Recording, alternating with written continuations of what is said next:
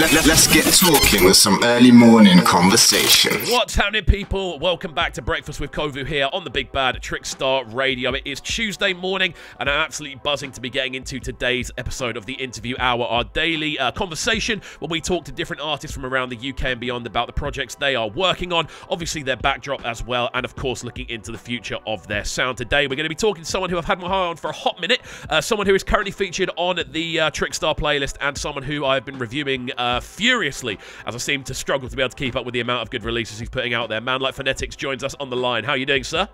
Yes, mate, all good. Yourself? I'm great, sir. I'm great. It's great to get you on the line. I've been looking forward to having the conversation. This one was actually moderately short notice, but again, it's an absolute pleasure to get you on. And yeah, how's things? How's the last couple of weeks been for yourself? Obviously, it's been very busy release-wise. Like, how have things been? Yeah, pretty chaotic, man. First off, I just wanted to say thank you. Thank you for the kind words. That was a lovely little preamble, and I appreciate you inviting me on. It's an honour to be here.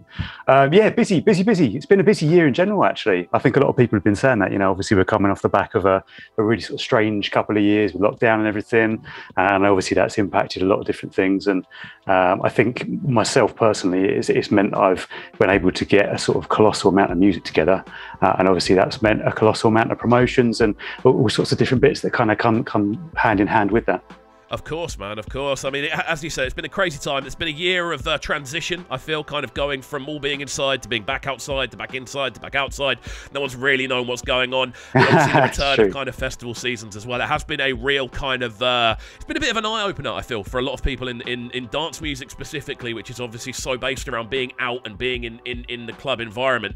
And obviously we're going to dive into exactly what's going on today in a few minutes' time. But what I really want to dive into first, as always on this show, is a bit of backdrop on yourself. So let's get a bit of history. Obviously, let's look at the sort of introduction to production for yourself, because I feel you, well, no, you're someone that's been involved in this game on sort of numerous levels for a long period of time. I've been around a while, yeah, man. I mean, I've been releasing records. When you asked me to do the interview, I thought, well, he's going to ask me how long I've been involved. How long have I been involved? And it's been such a while. I had to sit here and kind of go through my calendar. I reckon I've been releasing records for about sort of 17 years now, something like that. But obviously the journey starts way before that, because I mean I grew up playing piano. I was playing piano and I was playing guitar, playing sort of a few different instruments, and I kind of transitioned from that into writing songs. I think that's kind of a natural progression. You know, if you learn an instrument, a lot of people get bored doing other people's stuff, right? So I was writing songs and stuff, and it was only really when I was doing like GCSE music, I had a teacher at school who sort of mentioned to me the idea of making music with computers, because for some reason that just never kind of occurred to me. And I was obviously young at the time, and he introduced me to Cubase, and it was a real early version of Cubase. So we're talking kind of pre-Virtual Studio technology stuff. It's basically like it was like a MIDI arranging, and it kind of sparked my interest and gave me an idea. And I thought, I could kind of do something with this. And I was kind of sitting on some money because I'd had an inheritance around that time. So I played around with Cubase, and I thought, oh, do you know what? I think I'd like to get a bit more hands-on, get some of this studio gear that I was reading about in magazines. So I used this inheritance to buy some synths and samplers and a MIDI sequencer. And so we're going way back, like well over 20 years here. I was kind of dabbling and teaching myself all these random bits of old analog kit and just loving it. And the music I was making was terrible, I'm not gonna lie, but like it was all part of the journey. Do you know what I mean? I was enjoying it, and that was the main thing. And then in years down the line, obviously, as the kind of computer music thing progressed, it became clear to me that actually that was the more logical route to go down. I perhaps should have just jumped straight into computers from the get-go, really. So transitioned across, and it was quite some time, I think, before I was confident with anything I was doing, before I was kind of willing to send it to anyone. I think I sort of started sending EZ stuff in 2004. I became a bit of a sort of staple on his Kiss show at the time, which was a massive pat on the back for me, you know, because obviously I grew up. That's a pat on the back for anyone, I feel. It's the ultimate, really, isn't it? Yeah. You know, if you're into the history of garage, and you know, if EZ picks up, and I remember just being so buzzing the first time he played one of my tunes, and that really inspired me to kind of start taking it a bit more seriously, because up to then it was all fun, and I was just like, oh, you know, I want to do this. I love this feeling of sending tunes out and getting them played. And you know, obviously I've always been massively into garage, so it was just kind of the logical route. And I've been involved in, as you say, in some way on the surface as an artist behind the scenes for many years now. Amazing, man, amazing. It's so kind of cool to hear almost the transition of styles, because you speak to people now, obviously we're in a period, especially within garage, where there are a lot of new producers coming through, a lot of new heads who are kind of very much discovering things for the first time. They're within their first sort of 2-3 years of production. And you mentioned obviously the concept of having analog synthesizers and having to physically plug the stuff in and physically move stuff around. It must be quite an interesting thing for you now, obviously being active again in what's currently going on. Have you had many conversations with people that are around that sort of thing of your production methods and going like, do you not use anything physical? Like, what's going on? Yeah, for sure. I mean, I'm in touch with quite a lot of the producers, because obviously I do a podcast with Brains every month, where I don't know if you've had a chance to check it, but we basically recap everything that's going on in the garage and we spotlight a few of our favourite releases. We get a bit nerdy when we're talking about how they were made, and quite often the producers of those tracks then will reach out and I'll have some really interesting conversations, be it on social media or via Zoom calls and stuff. But it's an interesting one, because as you say, like I've kind of, in terms of my sort of career, as it were, I've kind of gone through the whole rigmarole of doing the hardware thing and then kind of transitioning across. And as you rightly say, a lot of the new guys didn't have to do that, because they've obviously come along a lot later. And I think it's almost a benefit to me, because it makes me more appreciative, I think, of what I'm able to do and the speed with which I'm able to do it now. Because if I look back, a lot of those early productions, I mean, it was Dr. Dre that, it was his kind of hip hop work that actually kind of inspired me to get into production originally. So a lot of what I was making was hip hop centric, or it was based in hip hop, and it was quite simplistic, and nonetheless it used to take me an absolute age to put those beats together, and I could probably do stuff that far surpass that now in the space of about 10 minutes using the computer. It's mad. But it's a great place to be in, because it opens up, when you kind of knock down that barrier of something being really difficult to do, or really time consuming, or really expensive. You don't have to pay studio engineers like people back in the day used to. You open the doors up to all manner of people to kind of get in and do their creative thing. And that's part of the reason why we're seeing such a boom in creativity in garage right now, because, as you rightly identify, you've got a lot of much younger people who are just discovering it on the fly, being really creative and doing different things. And that's cool. I live for that, man. Of course, man, of course. I mean, the sort of general comparison you can say is, for a lot of people, would be if you learnt on vinyl, for instance, moving over to CDJs, the whole process becomes a lot easier. You haven't got to do like all the 90% of the stuff that you'd have to do with vinyl. The same thing kind of goes with so many different things in technology now. And I think it is such a there's such a kind of it's a difficult thing to say, but there's such an obvious thing going on of natural progression. Like, you're seeing things get better, and then everything kind of everything kind of simplifies again, then everything gets better, then everything simplifies again. You're almost stacking up all these years of kind of technology. They're all getting folded into this small bit that you already can do instantaneously. So it's crazy to kind of see that progression come together. And I know exactly what you mean about getting nerdy about it as well. It's exciting, it's exciting, especially if you've kind of been in and around this game for a long period of time. And obviously, off the back of all this technology for yourself, and off the back of all this kind of learning over many years and trying different methods, you are now very much involved in what's going on in garage. The last few months have been seemingly quite crazy for yourself in regards to releases. I've seen so many things landing. I want to talk about this most recent release on Nouveau, first of all, because obviously we did open up the show with that today. Ridiculous tune, obviously alongside Laura Alice. Talk to me about this one. Yeah, I mean, that was a while coming. I've known Laura for quite a while, sort of before she was known to the scene, and obviously she's been kind of owning her craft for a while. I know she said on many occasions she kind of wanted to get things ready and sort of backed up so she could come out swinging, which she's done really well. And she sent me a track over, which actually Brains and I reviewed on the podcast back in, it was kind of well early in this year, April or May, something like that. And I was singing its praises at the time, and the track was Hold Me, and it kind of was a real... it took me back to the lost years of garage, that kind of period, 2004, 2008, that expansive garage, which often gets forgotten about. And that's my like favourite era of garage, that real kind of bumpy 4/4. So I contacted her and I was just like, it'd be really cool to kind of hook up and do something like that. And because it's such feel-good vibes, I was like, everyone's had a really naff couple of years with lockdown. Wouldn't it be really cool to, and it was just like a sort of fleeting comment, wouldn't it be really cool to do a track that was just like, hey, look, it's going to be okay. And from there, we just kind of, that's how the track was born. That idea came together, and it was the whole focus was like, let's do a real bumpy, feel-good 4/4 track that just makes people smile, So that was kind of how it came together. And actually, I think in terms of timing, it's worked out quite well, because I've noticed since restrictions have eased since clubs have reopened. There's been a tendency for a lot of what's coming out leans towards that kind of darker, harder 4/4 sound, the dubs, which I've got no issue with. I love the garage umbrella as a whole, but I think sometimes it's nice just to kind of balance that out with something that makes you smile. So you've had a few tracks this year, like All Right by Sammy Virgie, Spend the Night by MPH. They're all kind of feel good, bumpy flavors, and we kind of wanted to do something like that. And hopefully, I like to think we manage that. 100%, man. 100%. And I think it's really interesting to hear you kind of talk about that umbrella, obviously, because there is so much kind of going on in garage at the moment. Whenever I'm looking through a lot of the sort of new releases and things like that on a more journalistic level, I do tend to find there is such a wide spectrum of stuff going on. You've got a lot more of the kind of techie influence going on one end. You've got a lot more kind of, again, breaksy stuff getting involved in one sort of influence. You've then obviously got this very sort of 4/4 driven club influence sound. And then, of course, you've got that more sort of nostalgic area in there as well. And the other kind of part of that umbrella is, of course, working with different labels. Now, there are some fantastic label projects going on at the moment, and you've just put out a release with one of my favourite out there, of course, Garage Shared, with their sister imprint, GS Dubs. We're going to get into one of these tunes. What do you see, first of all? Give me 3 words to describe this tune, because we're going to talk about the EP as a whole in a second. Obviously, that's one of the main reasons I've got you on today. But give me 3 words to describe this tune. 3 words to describe the tune. Jazzy, light, skippy. There we go. Jazzy, light, skippy. What a fantastic way to describe it. Keep it locked and don't go anywhere, people. We're live on the Big Bad Trickstar Radio this morning. This one, What Do You See? We are live on the line with Phonetics. This one is him, and this is the interview hour. Keep it locked and don't go anywhere. The Trickstar Radio app. Available from the App Store and Google Play. The new wave of presenters and DJs blessing the South Coast's airwaves.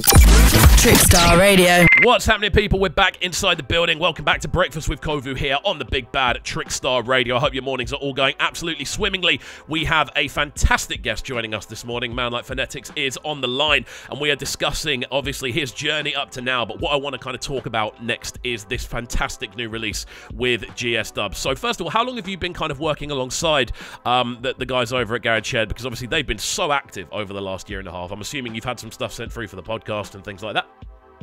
Yeah, I mean, it's a relatively new link-up, actually. Obviously, I've been following what they've been doing for a while, and they've obviously been following what I've been doing for a while as well. And I think I kind of went through a bit of a transitional period in terms of music, in terms of artistically what I was doing during lockdown, because I saw a lot of people were making music that was really dance floor oriented, and I was kind of like, well, it doesn't really make sense to be doing that because none of us are going out to raves. So I took a sort of conscious decision to do one of the things I'd always wanted to do, which was to fuse jazz with garage. Those are 2 of my big passions, and I was like, do you know what, I'm going to do this thing. I'm going to create what I now refer to as jazz step, and I've been lucky that fortunately my followers have kind of labelled me Mr. Jazz Step, which I'm loving. It's nice to have like a little title there to go with it. But so I put out an album on Riddler at the start of last year called Jazz Step FM, which turned a few heads. I was very grateful for some of the props that got. And one of the camps that did kind of get involved and big it up was the Garage Shared guide, and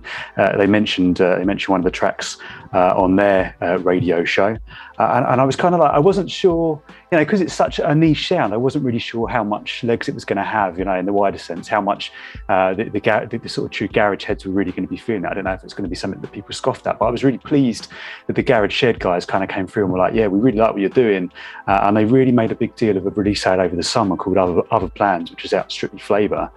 So off the back of that, obviously had a couple of these jazz step tracks that are now assigned to GS Dubs, and I was just like, oh, maybe there's scope that they would want to do something with those. So contacted them just on a whim, really. I wasn't really expecting anything necessarily, and they were just like, look, we love it, we're fans of your sound, we love the tracks, let's do something with them. And they used the first one on their annual over the summer. So they put out the 4 Presents the annual, and they said let's put that out there, put the feelers out, and then off the back of that we'll do a release, get both of them out there and see how they're received. So it's a big pat on the back for me, I think, really, to I look up to those guys. I really admire what they've achieved over the past few years. It's been a big, mad journey for them. So to have them kind of turn around as the true garage heads they are and go, look, we see what you're doing, we rate it, we want to work with you. That's a huge pat on the back for me, as someone who's kind of gone out on a limb and taken a bit of a leap of faith artistically and done my own thing. Of course, man. Of course. I mean, this is one of the most beautiful things about what's going on in garage at the moment. You do have this kind of incredible range of labels now. You've obviously mentioned Strictly Flavor there. Obviously, Garage Shed are doing fantastic stuff. Nouveau, very, very active in what they're doing. And it must be kind of cool from your perspective as well. Obviously, being someone that's been, I suppose, involved in garage and been a fan of garage for so long, to now kind of look around and see this kind of vast community of different labels and projects all going on. For sure, yeah, and it's nice to kind of get a bit more involved. I had my fingers burned by a couple of labels kind of early on in my career, and it really, every producer or artist you speak to has a story along those lines, right? Cool. It really put me kind of on the back foot for a long while there, and obviously, I've been running Riddler Records for quite a while, so I kind of fell into the trap almost, as it were, of just self-releasing all of my own stuff on Riddler for many years. And whilst that's good in the sense that it kind of allowed me a bit of creative control and it allowed me to kind of retain the rights to everything, it's almost self-limiting to do that, because like each label has its own sort of niche following and fan base. But if you don't step outside of that, you kind of limit who's hearing you. Do you know what I mean? So although the Riddler fan base is great and I love them all dearly, there was a big expanse of garage fans that kind of weren't necessarily familiar with me, although I was kind of churning out music best I could. So actually to be in a position now where I created so much stuff during lockdown that I was like, even if I hadn't made that conscious decision to approach other labels, I would have had to, because I was like, I haven't got the time to physically administrate the release of all this material. I want to get it out there. But it's kind of, it was a good thing really, because like I wanted to kind of reach out to a few of these people that I admire that are doing good things in garage and work with them. So to be in a position actually where I'm able to do that and kind of make those new connections and kind of step outside of my box and go, right, let's make some new friends, let's make some links, let's work with some different people and kind of get the sounds out there and also help them out as well. Do you know what I mean? Like you rightly identified in terms of bigging their stuff up on the podcast I do and stuff. It's all give and take ultimately at the end of the day, isn't it? You know, we're all in it for the same thing, and that's the love of the music, and we all want to get the music out there. So to just be a bit more active in doing that and making new connections whilst I'm at it is a win-win for me. Of course, man, and it's so cool to see. It's so cool to hear as well. Now, kind of looking through this EP, obviously, it came out on Friday. Obviously, it's now Tuesday morning. So off the back of that, how have you found the kind of general? In regards to sending it out to people prior to release, did you find there was quite a lot of response to both the tracks? Yeah.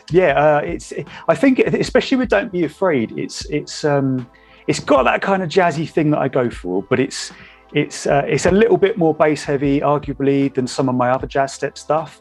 So I think people were kind of quite appreciative of that, because there's a definite nod, an intentional nod as well towards Grant Nelson and some of those Bump and Flex productions. I think I kind of, it wasn't like a conscious thing where I was like, I'm going to rip off Bump and Flex, but I definitely had some of those tunes in mind when I made that one, and people have identified that. And that's always a lovely place to be in, when you kind of do something and then people pick up on it and identify it as well.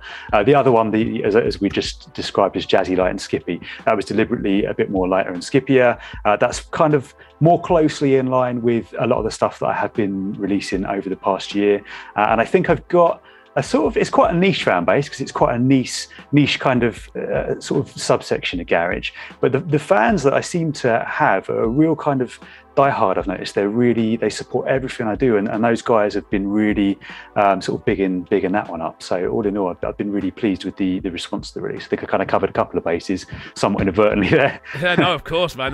This is the thing. Obviously, when you are kind of putting out as much music as you are, to kind of see the response continue to grow, it must be really, really nice to see. And I definitely think this, as a kind of two-tracker, this is a really good example of kind of what you are able to put out there. It's one of my favourite releases of the year, without a shadow of a doubt. It's definitely one of the more unique releases that I feel is going to turn a fair few heads as well, and I think that's something that's very difficult to achieve within a scene which is, I suppose, both as popular and now as crowded as UKG, because as we said before, there are loads of new producers around, loads of older producers are making their returns.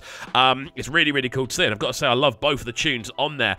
Even with that, even with that though, I've got to say, what's next? Because the current rate of release is so high that I'm assuming you've still got plans like locked in for the next few weeks and months, and obviously the start of next year as well.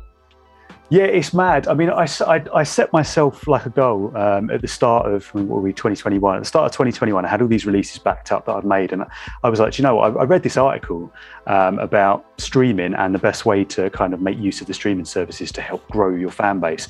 And one of the things that was highlighted on there was aiming to release music every couple of weeks. So that's what I've attempted to do throughout 2021. I've pretty much fallen in line with that. In fact, some weeks I've had sort of releases on consecutive weeks. There've been some points where I've had multiple releases on one day. Arguably, that's too much. Do you know what I mean? Because you don't want to kind of saturate the market. But equally, I kind of just wanted to be like, look, I'm here. I've got this music. I've got my own kind of sound, and just kind of keep hammering them out. So I've actually got releases lined up. I've got another one on Strictly Flavour, which is a collaboration with BWK Project on the 17th. Yeah, you know what? BWK and I are on a similar kind of wavelength musically. I've got a lot of respect for him, and we've actually got quite friendly, and we've made a couple of tracks together, and I'm really looking forward to that one. I know we're both really excited about it. So we've got that one on the 17th. It's called No Worries, All Good. And 31st of the month, a day you wouldn't typically do a release, but you know, not going to froth about it. I've got one on Step 2, which is called Heartbreak. That's another really sort of light and skippy jazz step one, which has been picking up a lot of traction. Scott Garcia has been supporting it on Kiss. That's all good. The 7th of January, I've got the Sweet Love collaboration with Brendan Mills and Cherise Stanley, which we're expecting big things for. That's another one that's been getting airplay on Kiss, and I'm really excited about it because it's about as jazzy as they come. And then I've actually got another jazz step track with New Volve lined up at the end of January. February, I'm doing a reissue of my Jazz Step FM album, like a deluxe version, off the back of all of that. So just kind of trying to keep the momentum going. I'm not working exclusively on Jazz Step, but obviously that is kind of my baby, as it were, and I'm really kind of trying to get that out there. So as I say, just kind of trying to keep the momentum going and just be like, look, listen to this, people like it. That's the plan anyway. Amazing. It's been really, really good to chat to you today, man. I've got to say thank you firstly for taking the time out of your morning to have this conversation. I've been looking forward to this one for a hot while, ever since it was confirmed, to be honest with you. And it's great to kind of hear about your process and everything that's currently going on. I really appreciate the invite, and I really appreciate your time, mate. It's always good to speak to a fellow music lover, and you know, all good. Awesome stuff. Just before we do finish up, though, where are people able to find you on different social media platforms and anywhere else online where you are currently putting music out there? Phonetics.co.uk, that's Phonetics, Phonetics.co.uk, will take you everywhere you need to go. I'm on all the social media platforms as Rob Phonetics, all one word. Fantastic stuff. Well, there we go, people. We are going to jump into the second track of this EP right about now. This one, Don't Be Afraid. We are live on the Big Bad Trickstar Radio. We've been live with Phonetics for the last 30 minutes or so. Coming up next, we're going to be getting into the Dub Shack Spotlight. So keep it locked and don't go anywhere. We're in the building till 10.